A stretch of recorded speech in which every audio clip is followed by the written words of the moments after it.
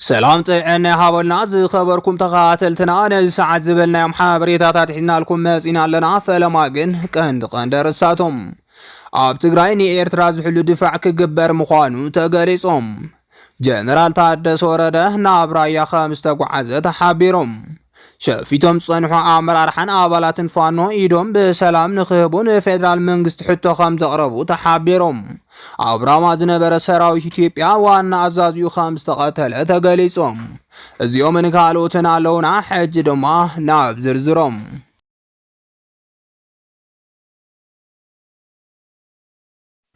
ኣብ ትግራይ ንኤርትራ ዝሕሉ ድፋዕ ክግበር ምዃኑ ተገሊጾም ሰራዊት ኤርትራ ካብ ዝተደገሰሉ ወረራን ምድሓን ሎሚ ከቢድ ስጉምትን ታሪኻዊ ዝበልዎን ስጉምቲ ክወስዱ ምጅማሮም ኩሉ ዝፈልጦ ሓቂዮም እቲ ስጉምቲ ዝበልዎ ድማ ንልዕሊ 30 ዓመት ጸላኢ ኤርትራን ወራርን ተባሂሉ ክስበኽ ጸንሐ ንሶም ስርዓት ወያነ ኢሎም ጽውዕዎ ናይ ትግራይ መሪሕ ውድብን ትግራዋይ መንነትን ሎሚ ከም ፈታዊት ሃገር ኮይኑ ኣብ ኤርትራ ክስበኽ ጀሚሩሎም እዚ ኣብ ታሪኽ ሻዕብያ ማንም ዘይገመቶ ዝተኸስተ ክስተት ተባሂሉ ዝንገረሉ ዘሎ ኮይኑ ኢሳያስ አፈወርቂ ዝመርሐ መንግስት ተሃገር ኣብዚ ውሳነ ዚና የምጽሑ ምኽንያት ድማ በሰንከ አብይ አሕመድ እንዳተባሃለ ይንገረሉሎም ምኽንያቱ ድማ ኣብ ኪናት ትግራይ ተሳቲፉ ዝተዳኸመ መንግስት ኤርትራ ሎሚ ንባዕሉ ክከላኸለሉ ዝኽእል ደረጃ ኣይበጽሐን ዘሎ ተባሂሎም ብአብይን ልሂቃት ኢትዮጵያን ስለ ዝኣመኑ እዮም ካብ ዝተልዓለ ድማ መንግስት ኢትዮጵያ ሎሚ ኤርትራ ንምውራር የኽእል ዝበለ ግዜ ከም ዘሎን እቲ ሃገር ወሪሩ ወደባት ክቋጸር ከም ዝደለም በግልጽ ያረጋግጻሎም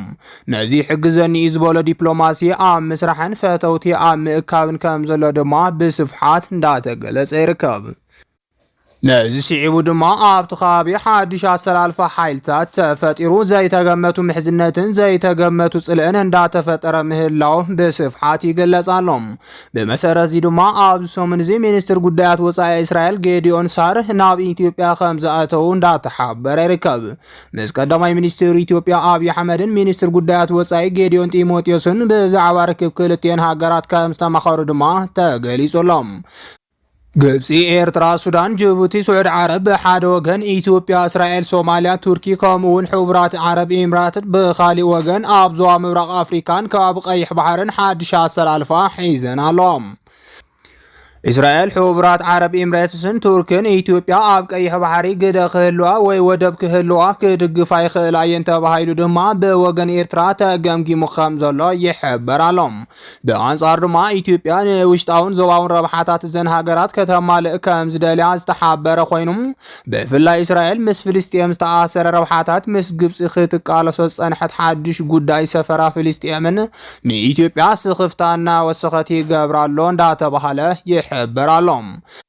ግብፃውያን ፖለቲከኛታት አሜሪካን እስራኤልን ኢትዮጵያ ፕሮጀክት ግድብ ህዳሴ ሂበንኦ ድሕሪ 2012 ኣቆጻጽራ ፈረንጂም ተቃውሞ ማሕበር ኣሕዋት ኣስላም ግብፂ ንምድኻም ዝብል እምነት ኣለዎም እስራኤል ኣብ ኢትዮጵያ ዘለዋ ተገዳስነት ካብ ፖለቲካዊ ምንቅስቓስ ግብፂ ዝፍልፍል ክኸውን ከም ዝኽእል ንጹር ዝበሉ ዞባዊ ተንተንቲም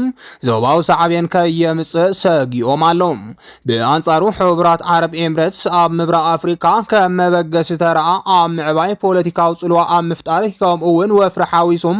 መጻኢ ቁጠባዊ ንጥፈታት ኣብ ምዕባይ ትኹረት ዝገበረት እያ ዝበሉ ኮይኖም ትርኩውን ከምኡ ቅዋም ከም ዘለዋ ይገልጹም ይኹን እምበር እቲ ዞባዊ ኣሰላልፋ ሓይሊ ኣብ ግምት ብምእታው መንግስቲ ኢትዮጵያ ማእኸላይ መርገፂኡ ገዲፉ ናብ ሓደ ወገን ክጽጋዕ ዘገድድ ኮይኑ ዑደት ሚኒስትር ጉዳያት ወጻኢ እስራኤል ናብ ኢትዮጵያ ብርግጽ ሓደ ናይዚ ትርጉም ይኽብሉ ትንተንኦም ይገልጹ ኣብ ኤርትራ ድማ እዚ ኩሉ ኣሰላልፋ ኣስጊእዋ ትግራይ ሒዛ ኣብ ድሕሪኣ ድማ ስዑድን ግብፅን ከም ተሰልፍ እንዳተሓበረ ይርከብ ነዚዒው ድማ ኤርትራ ሎሚ ትግራይ ትጠልቦም ቅድመ ኩነት ኩሉ ቀዲማ ከተተግብር ወሲና ከም ዘላ ዝተገለጸ ኮይኖም በአንጻር ድማ አብይ አሕመድ ዝመጸሉ ዝበሃል ቦታታት ትግራይ ድፋዕ ክስርሓሉ ሓቲት ኣሎም እዚ ድፋዓት ኣብ ኣዲያቦ ራማን ዛላምበሳን ካልኦትን ምህናጽ ተሓተተ ኮይኑ ሰራዊት ትግራይን ኤርትራን ክሕልዎ ድማ እቲ ጠለብ የረድም ኣብዚ መንጎ እዚ ድማ ሰራዊት ትግራይ ዘድልዮ ኩሉ በጀት ካብ ኤርትራ ከም ዝረክብ ዝገለጹ ኮይኖም እዚ ድማ ንብዙሓት ተጋሩ ኣቆጢዕሎም ዕርቂ ትግራይን ኤርትራን ንልምዓትን ሰላምን ክኸውን እምበር መንኣሰይ ዘወድእ ኩናት ክኸውን ከም ዘይግባእ ድማ ገሊጾም ኣለዉ ትግራይ ዘይተደራደረሉ ሰራዊት ትግራይ ወን ህዝብ ትግራይ አየድፍርን ዝበለ ዕላማ ዘለዎ ወንበር ኣብ ኩናት ቀርና አፍሪካ አትዩ ህይወቱ ክግበር አግባብ አይኮነን በመባል ድማ ይምጉቱም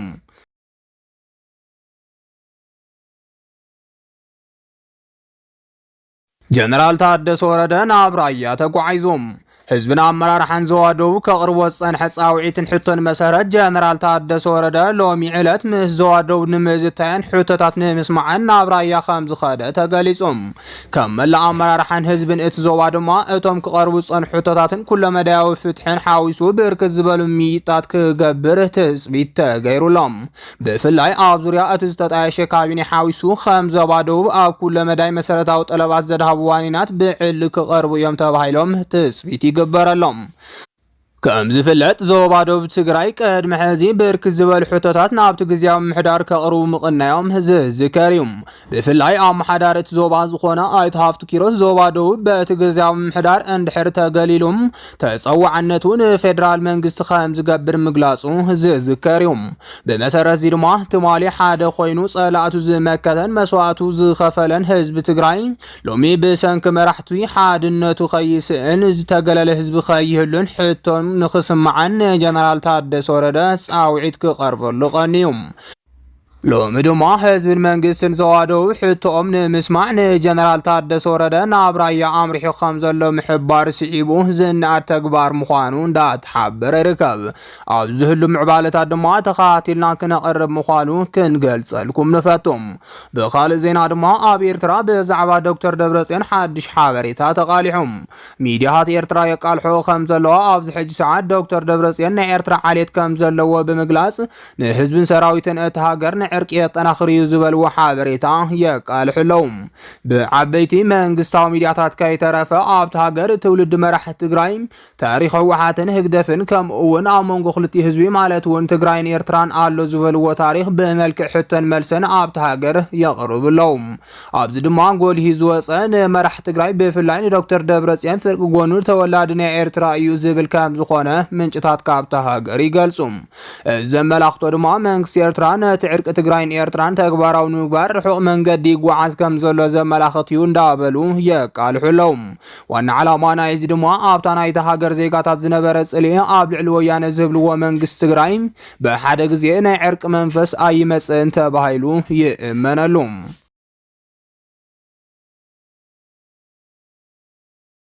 ሸፊቶም ጸንሑ ኣመራርሓን ኣባላትን ፋኖ ኢዶም ብሰላም ንኽህቡን ፌደራል መንግስቲ ሕቶ ከም ዘቕረቡ ተሓቢሮም አንጻር መንግስቲ ክንዋጋእ ኢና ብምባል ዕጥቆም ሒዞም በረኻ ዝሸፈቱ ኣባላት ፍሉይ ሓይልን ፋኖን ኣምሓራ ኣብዚ ሕጂ ሰዓት ዝካየድ ዘሎ ውግእ ካብ ዓቕሞም ንላዕሊ ከም ዝኾነ ይሕበራሎም ዝኾነሉ ምኽንያት ድማ መንግስቲ ፌደራል ብድሮን ዝተሓገዘ መጥቃዕቲ ኣብ ልዕልቶም ዕጡቓት ምጅማሩ ስዒብ እዮም በዚ መሰረት እውን ብርክት ዝበሉ ፋኖን ፍሉይ ሓይሊ ኣምሓራን ካብቲ ዝነበሩ ወጫካ በምህዳም ናብ ፌደራል መንግስቲ ኢዶም ክህቡ ጸኒሖም እዮም ይኹን እምበር ሕጂ እውን ብርክት ዝበሉ መራሕቲ ዝርከብዎም ዕጡቓት ፋኖ ኣብ ጫካ ምህላዎም እንዳተገለጸ ይርከብ ሎሚ ዝወፀ ካሊእ ሓበሬታ ከም ዘመላኽቶ ድማ እዞም ኣብ ጫካ ዝርከቡ ሓይልታት ፋኖ ናብ ሰራዊት ፌደራል ሕቶ ከም ዘቕረቡ ተሓቢሩሎም ዘቕረቡ ሕቶ ድማ ኢዶም ብሰላማዊ መንገዲ ንኽህቡን መንግስቲ ጉዳዮም ብቕሬታ ክሓልፉን ዝብል ምዃኑ ዝበፅሐና ሓበሬታ የመላኽት ብወገኖም ድማ ዝሓዝዎ ኣጽዋራትን ዕጥቅታትን ሙሉእ ብምሉእ ንመካኸል ሰራዊት ኢትዮጵያ ከረክቡ ከም ዝደልዩ ተሓቢሩሎም እቶም ኣባላት ፋኖ እዚ ዝበሉ ድማ ብመከላኸል ሰራዊት ኢትዮጵያ ዝውሰደሎም ዘሎ ሕጊ ናይ ምኽባር ኦፕሬሽን ክጻወርዎ ዘይምኽኣሎም ስዒቡ ምዃኑ እንዳተገለጸ ይርከብ ብኻልእ ዜና ድማ ኣብ ከባቢ ደጀን ዝበሃል ናይ ኣምሓራ ከተማ ታንክታት ሰራዊት ኢትዮጵያ ከም ዝዓነዋ ዝገልጽ ሓበሬታ ተቃሊሖም እዚ ዕንወት ኣጽዋር ሰራዊት ፌደራል ከዓ መንግስቲ ብዝቃወሙ ሰልፈኛታት ከም ዝተገበረ እንዳተሓበረ ይርከብ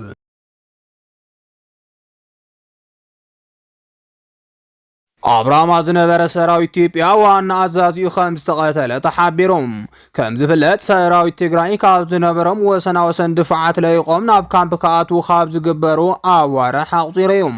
በዚ መሰረት እውን ወሰና ወሰን ትግራይ ብሰራዊት ኢትዮጵያ ክትካእ ከም ዝተገበረ ይፍለጥ